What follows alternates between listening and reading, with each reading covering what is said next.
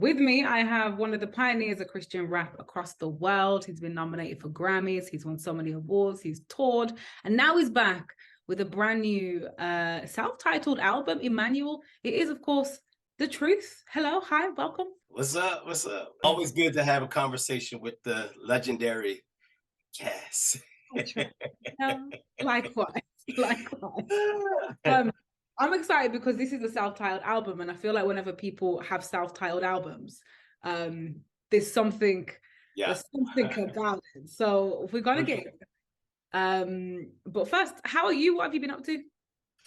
I'm great. I've been up to a whole lot. I'm teaching pastor at Story Church now, alongside of Pastor Sam Collier. So that's been pretty amazing. Outside of that, I am fully immersed in my creative space. It's been like that for maybe a year now. I took 2.5 years to help plant the church, and then kind of came to a place where I was like, I forgot I'm an artist too. You're Sure back. would be nice to make some music. So, Very nice. be Like nice. charm Uh, is second. yeah. So I jumped back into creative mode, and Emmanuel was kind of birthed out of that. So yeah. Amazing. So, I mean, when people run churches, it's a really difficult job. And I find a lot of pastors, they get a lot of critique. For example, Pastor Mike Todd, he was more recently, I think the last 6 months, got a lot of critique for his messages and the way that he does them. And Yeah.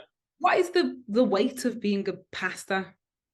Well, I think there's an inherent weight to being a pastor. So before you get to the criticisms that are outside of the pastoral ministry, there's just the Bible says that the teacher is under a stricter judgment. And so naturally we carry that weight. The shepherding responsibility is not one that is to be dealt with flippantly. It's not one that we should treat casually. And I do think that oftentimes people end up in pastoral spaces that shouldn't be there. And I don't say that from a condemning space. I actually did it myself. The reason I had to transition to teaching pastor is because, while I did help to plant the church, at some point I was starting to burn out. And I realized the reason I was burning out was because I was outside of my grace.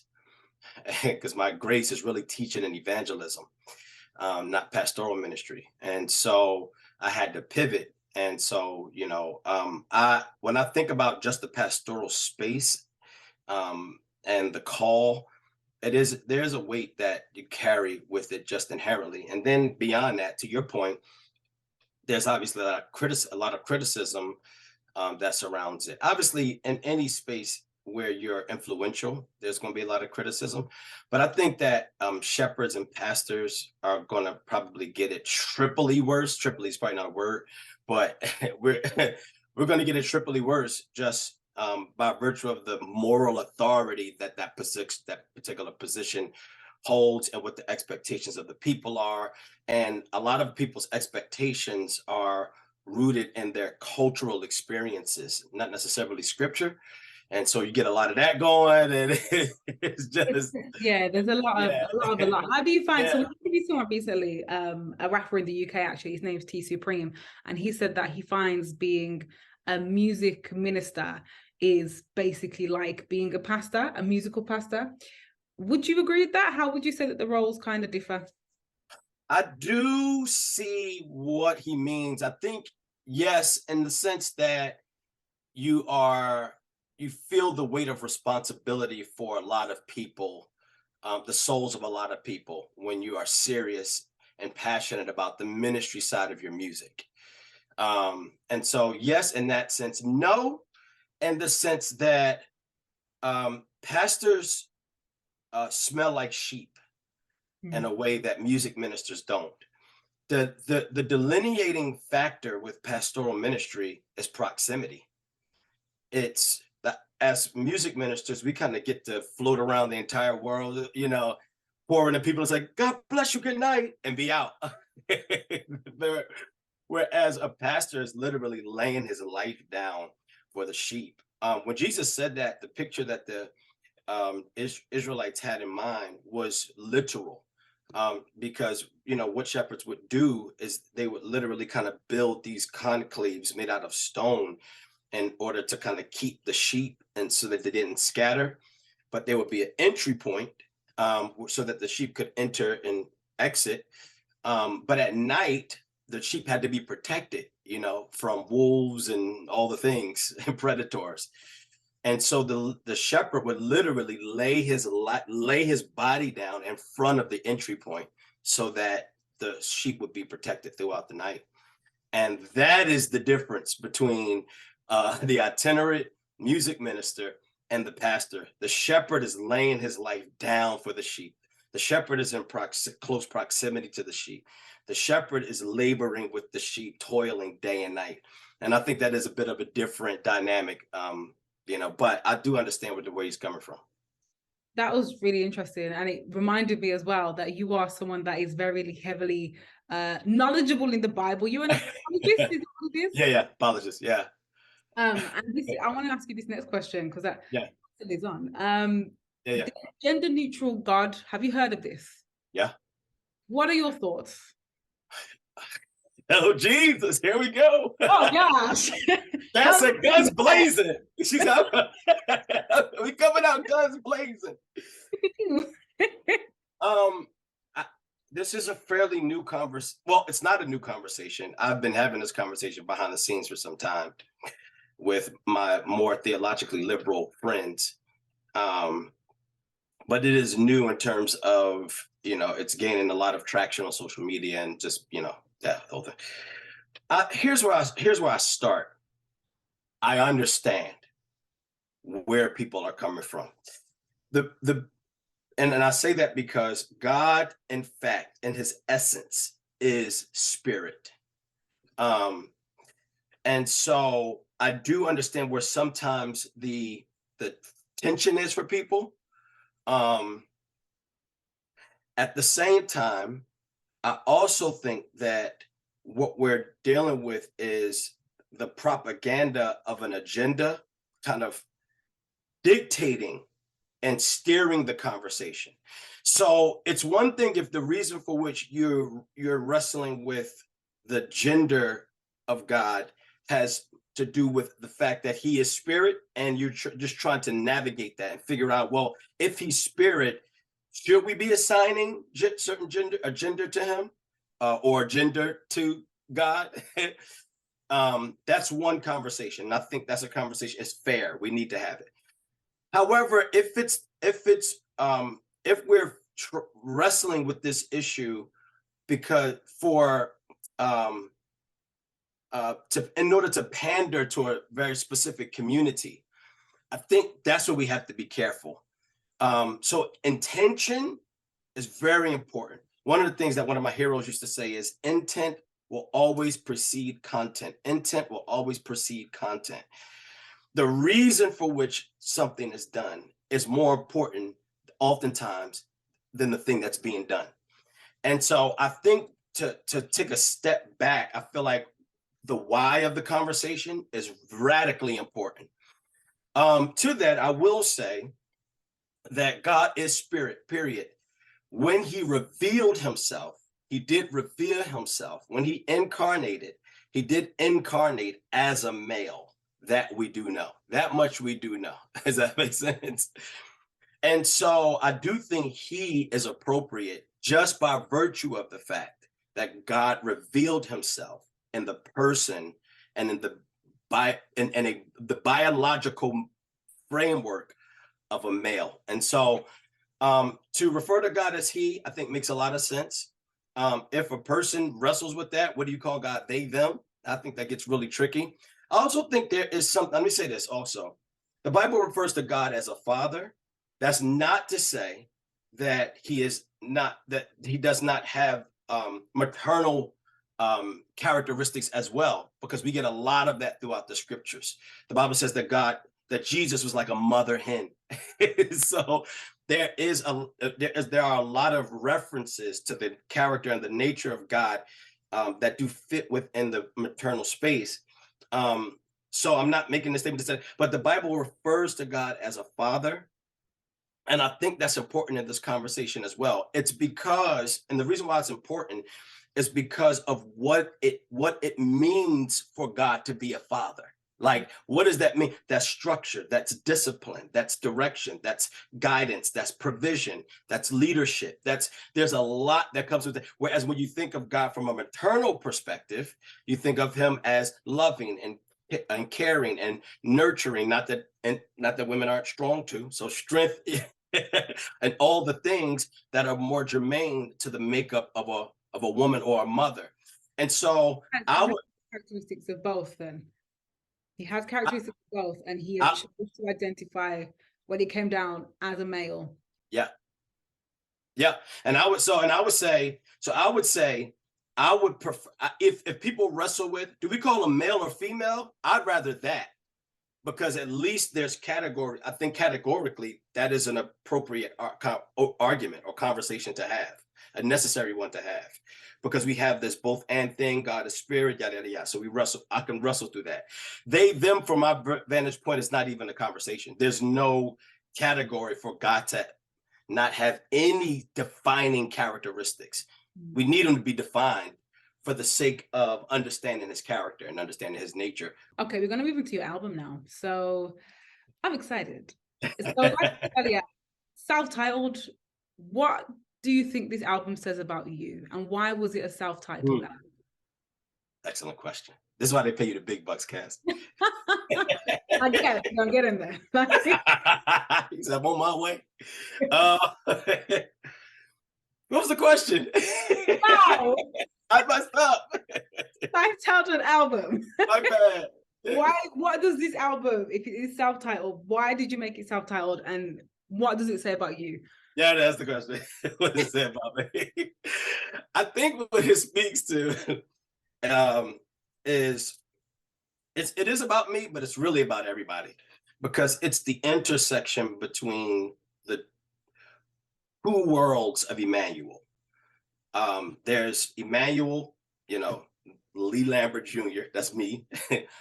And then there's the designation that was ascribed to Jesus.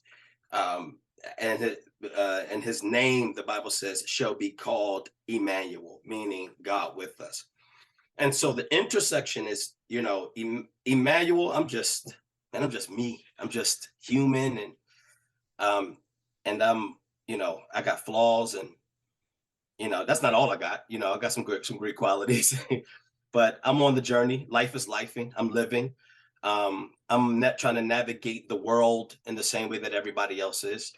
And I think that for me, I came to a place where I began to think about what is most important to me in this faith walk right now. Because what people know me for, what I've been characterized by, what I've done throughout the years, is I've been a communicator, a teacher, doing what we've been doing since I've been on here. So, being able to pontificate certain ideas and, navigate difficult, complex, cultural issues, and then, and talk through, all the theological, propositions and That's kind of been my thing, and I've always been super excited about it. But taking a step back over the past maybe 2 years or so, my value system has changed in terms of what is the most valuable thing to me when it comes to my faith walk. And I think what's become the most valuable to me is not my ability to pontificate, but rather knowing that in the midst of this, all of that life is, with all of its ebbs and flows, peaks and valleys, etc., God is with me. That's it. It got real simple for me. Imagine, one of the things that I loved about being at the Grammys this year was being able to have this conversation with, people that are not in the faith, and say to them, here's the truth of the matter. You and I both have the same experiences in this life. There's no experience that I'm exempt from because I'm a person of faith. You and I deal with the same things. I might deal with things worse than you. I might have had an upbringing worse than yours. Mm. The only difference between the two of us is that I have this overwhelming sense of the presence of God in the midst of it. That's it. That's the difference between the two of us. Not that I'm better, not that life is grander, not that I got to work just as hard as you. I got to navigate relationship stuff just as much as you do. I got to, in the same way that you, the only difference is, and the question that you have to ask yourself is, do I want to continue to go through this life without having that overwhelming sense of God being with me? There's a scene in a movie called Night and Day. It's with Cameron Diaz and Tom Cruise. It's hilarious, actually. And there's a scene, she's trying to get away from him the entire time. The interesting thing is he's messianic. Now, he's like, in other words, he's trying to rescue her the entire movie, but she doesn't know he's trying to rescue her. And so she keeps running away from him and he keeps pursuing her. And every time at the one point when he catches up with her, he says to her, okay, you're either going to do this with me or without me. With me or without me. Now, granted, you context, she got all these people coming after her trying to kill her. They shoot, this helicopters. It's insane.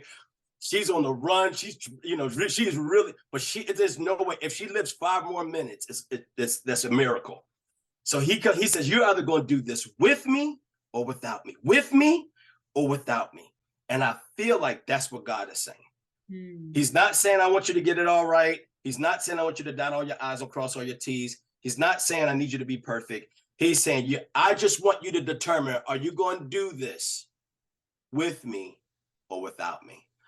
And so for me, that became the most important value over the past 2 years. And that's what I wanted this record to represent. A journey of a guy, the journey of a guy that has opted to invite God to be with him throughout the journey.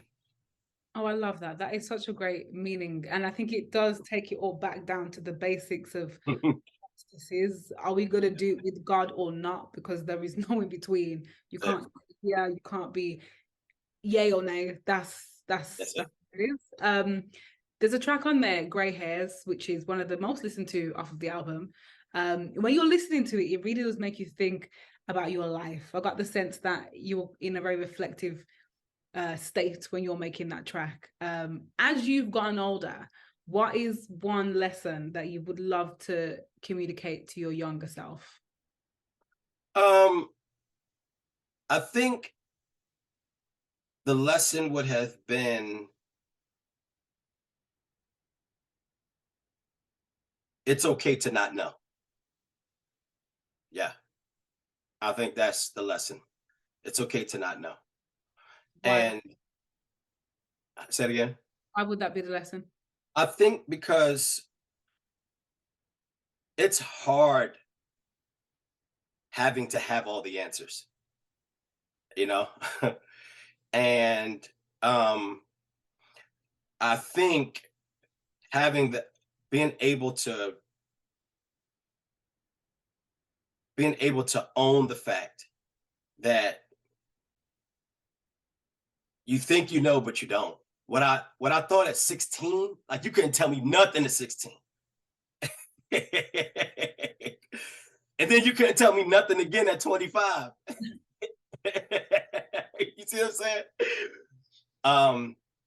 It's, it's the gift and the curse, also of, being knowledgeable. The gift is you're knowledgeable, it's helpful.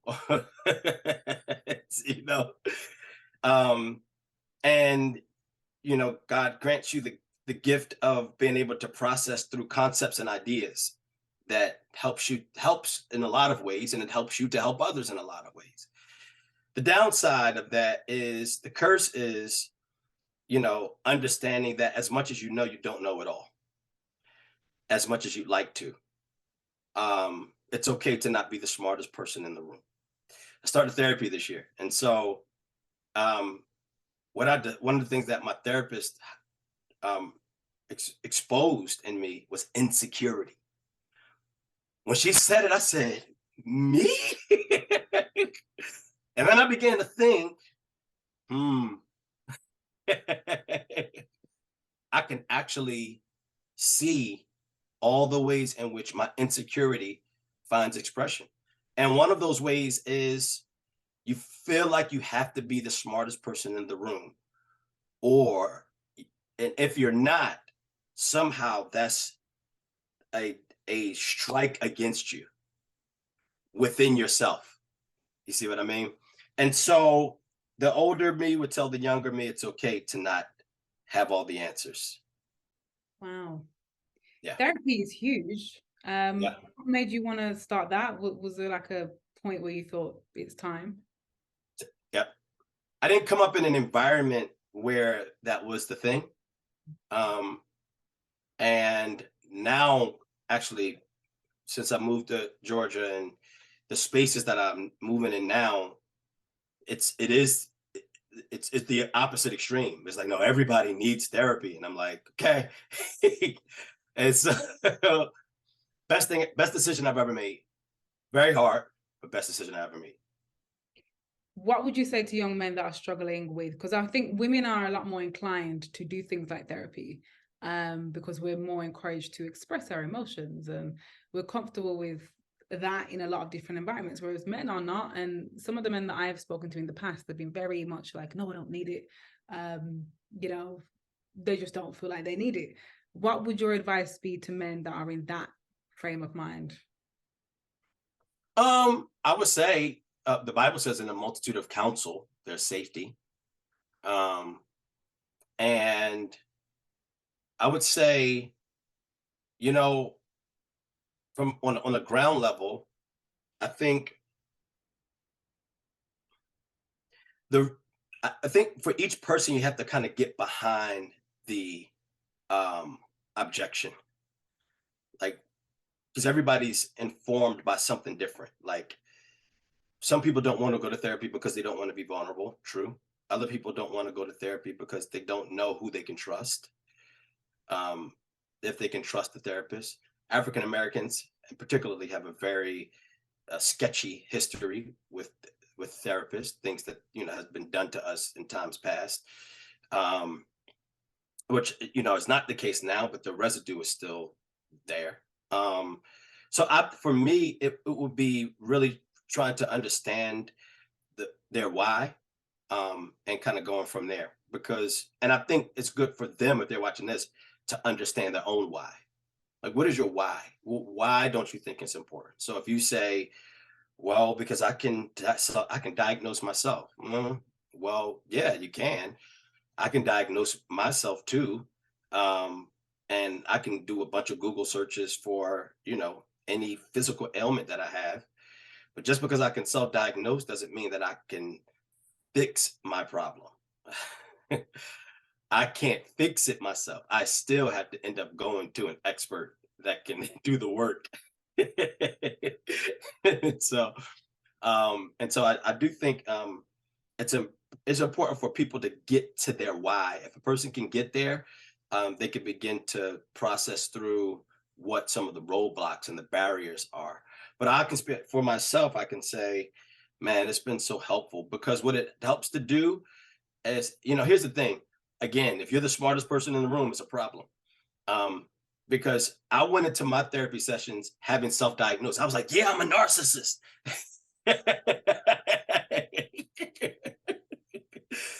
My therapist was like, wait, wait, wait. Oh, damn. Like, Let's come back. And because I went through trauma therapy. And so for 3 hours, she's taking me through. By the time we got to the end, she says, no, sir, you're not a narcissist. why did you think he was a narcissist? Because of how insecurity shows itself. Because insecurities show up in a lot of different types of ways. But one way that it shows up is in self-absorption, you know. And so I was like, yeah, I'm narcissistic. But having, once we processed, she was like, that might be third or fourth for you. You're actually not. She was like, you're actually just insecure. And what's crazy to me, the way that stung was worse than if I were being if she would have said I was narcissist, because Wow. that felt weak to me. Yeah. Felt weak, you know? And again, that's part of why men don't go. We don't want to feel weak. Um, but man, if we could kind of get over ourselves, I'd encourage every man, try it once. Try it once and try it with the right person. And I can almost guarantee you'll be going back again. Just because of the healing that comes through the process. Yeah. Wow. That is, I've never really thought about it in that way before. Because when you think about a narcissist, I don't know, for me, for some reason, I do think it's like a proper hard. Yeah, you'd rather be a narcissist than being insecure. Because yeah, Yeah. insecurity is related to being quite weak, and I get that. It makes complete sense. Yeah. I'm like, I'd rather be Kanye. Yeah, like I'd rather be that than like not. So that could make so much sense. Yeah. But I mean, the fact that you even went to therapy in the first place would show that you're not narcissistic, because narcissistic people do not have that self-awareness to even There you think go. that they need help. So, There you you know, go. Yes. back to gray hairs. So when you made that track, what was the reason for it? What did you want people to get from that track? Age gracefully. I was gonna Yeah. say, you ain't got no gray hairs. I can't see. I do, but he does. They're sparse. You They'll show up on camera. got to see when I don't have a cut. Okay. uh, when yeah, aging is really a metaphor, you know? It's less about the gray hair itself and more about just aging gracefully and learning to embrace whatever season of life you're in. And I think that's difficult in a culture of ageism where getting older is so frowned upon. My 13-year-old daughter constantly reminds me of that. Daddy, you need to be more like this. And her version of it is like, you need to be using these words.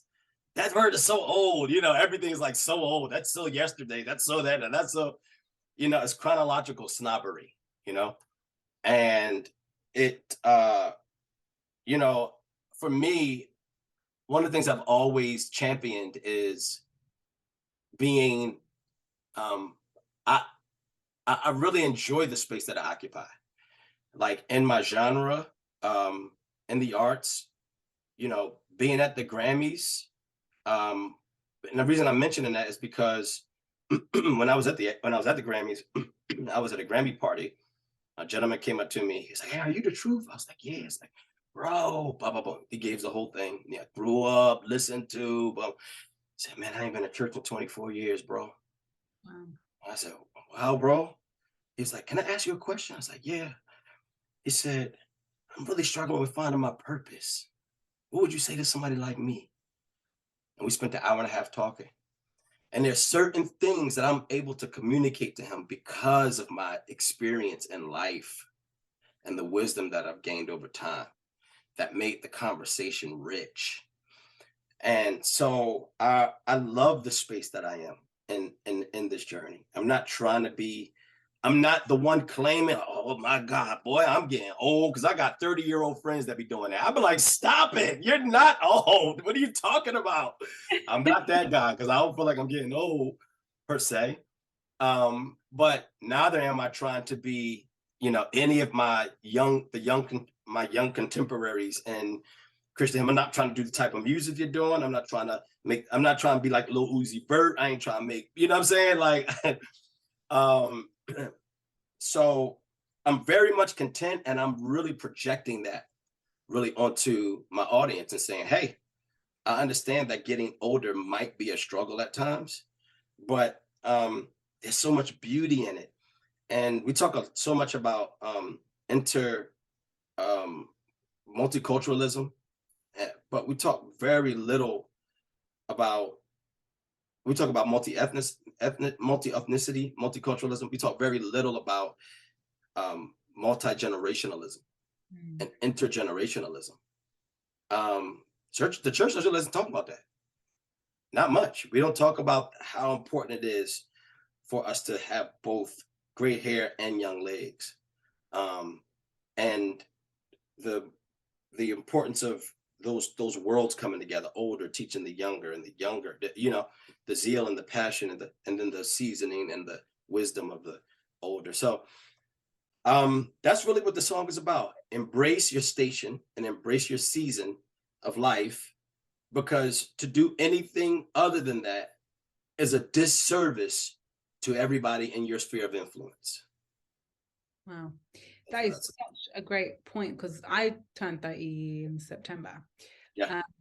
And I have often found that the younger generation, Gen Z, they're always coming for the millennials and above. And I'm always like, okay, you kind of struggle with it, because you, at some points, might want to be younger or act a bit younger, but actually just settling in where you are and saying it's okay to be in this space. It's okay to not be Gen Z. It's okay to Actually okay.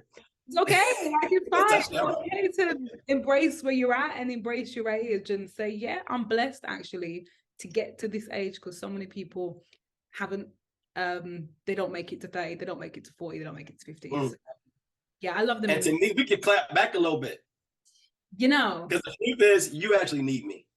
You do. You don't know it. You might not know it, but you do. You don't know it, but you need me.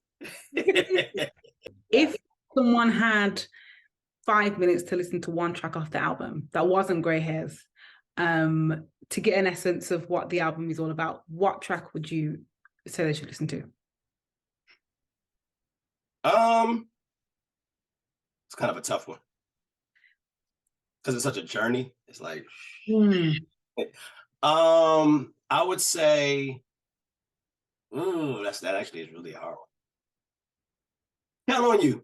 That might be one. Okay. Yeah. Wow. It kind of embodies the essence of the story of the album. It also captures the sonics of the album. There's this mix of kind of a gospel, hip hop, just music feel to the entire album. There's worshipful moments in it, and then there's frown up your face moments in it. It's like, ooh, so I think it kind of encapsulates. I think it kind of all the bases are covered on that song. So Count on You. Okay, we'll play what that. Would you say? I would say, you know what? My one was Crown. I loved I loved Crown. Okay. Yeah, and I love the one with Tamala Man. Had that I don't know, like the old school. Him? Yeah, the hymn one. Wow. Yeah, so I just thought it had the both sides of it, and I like things like that. That kind of. Did you like the album? Yes, I did. Okay. I did. I put you on the spot. You did. I'm like, oh gosh. Because you cannot like it. That's okay. It's all right. I like it. No, I did. I enjoyed it. I think yeah, I enjoy your music anyway. Right. I've always enjoyed your music, because I Thank think you. it's actual rap music, and I really enjoy when things tell a story. So I enjoyed that, but then I think the songs were great. Yeah. So the songs, I found myself like, okay, yeah. So I enjoyed the album, and I think a lot of people will enjoy it as well. Yeah. It was a good album, good project. Thank you. No problem. I mean, we just mentioned the collab. So Tamala Man, you got Greg Cox, Todd Delaney. Why these people? Why these influences on the album? Yeah, Fred Hammond, Dante Bowe, Yolanda Adams. It's just kind of chock full of Kim Burrell. Everybody is on this album. It just made sense. When I create music, first of all, these are my heroes. So many of the artists that I got, the Freds, the Yolandas, the Kims, their albums pulled me through, crazy seasons, dark seasons. And so to get them on the album is, to check the boxes, you know what I mean?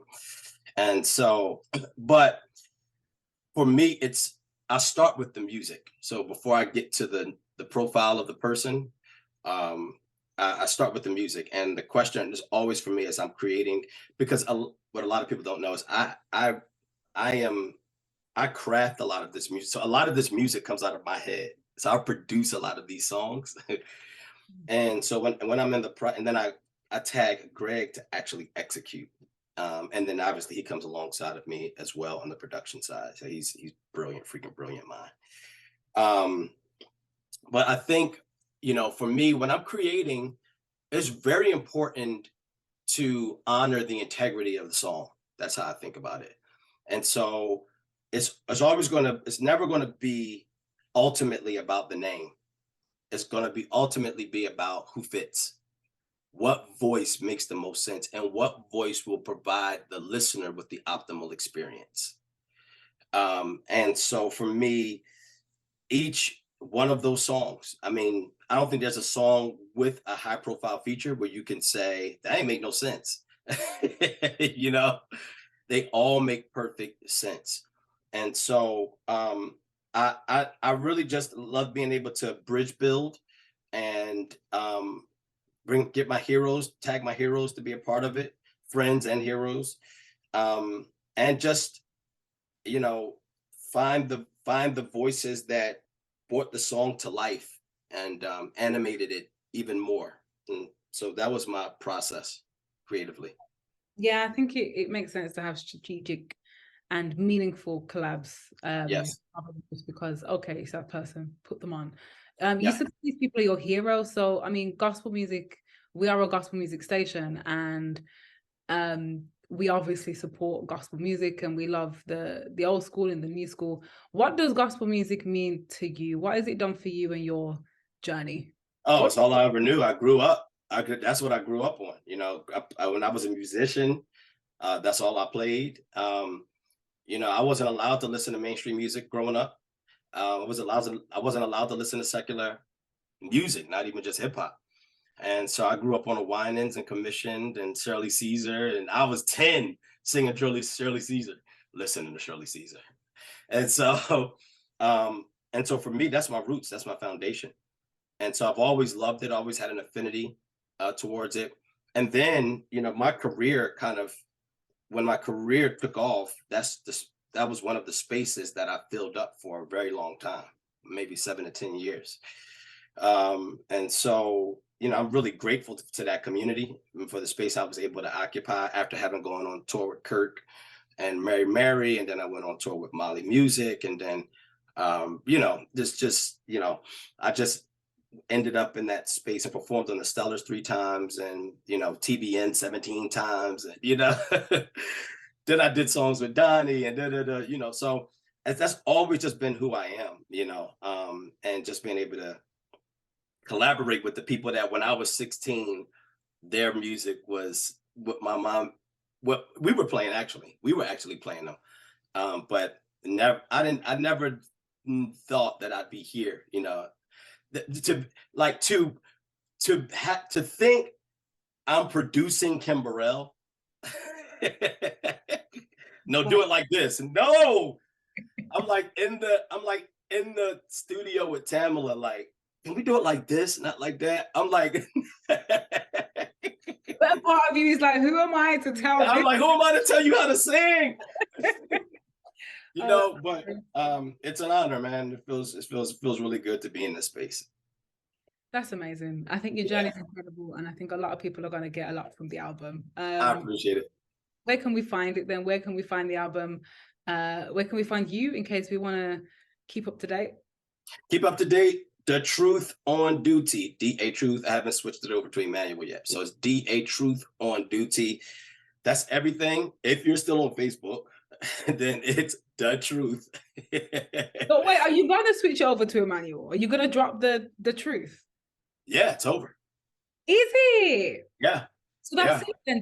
It's just Emanuel. Yeah. So when you introduce me, you can introduce me as Emanuel, the artist formerly known as The Truth, Emanuel. I mean, how does that? That's your identity. How does that feel that you? Is it?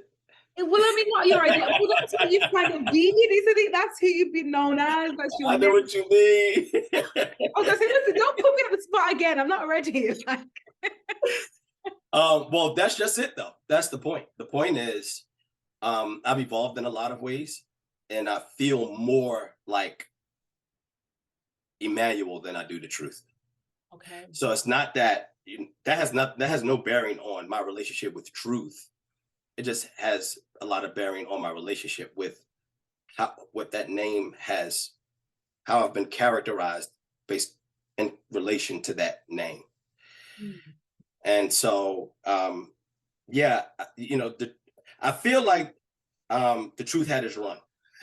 It was a very good and very long run. What do you think Very good, very long run. do you think you're gonna shed anything with shedding the name? Or develop things with when you're stepping into your own name? Yeah, I think I'll stay on a similar trajectory. I think the name change is more about it's more about who I am internally. Um, you know, um, again, there was the truth, you know, was very black and white. Boom, boom, this or that, you know.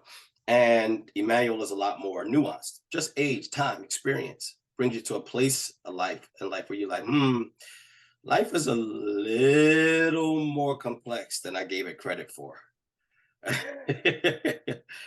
And Emmanuel was a lot more assertive in your face, and the truth is a lot more diplomatic, conversational, nuanced.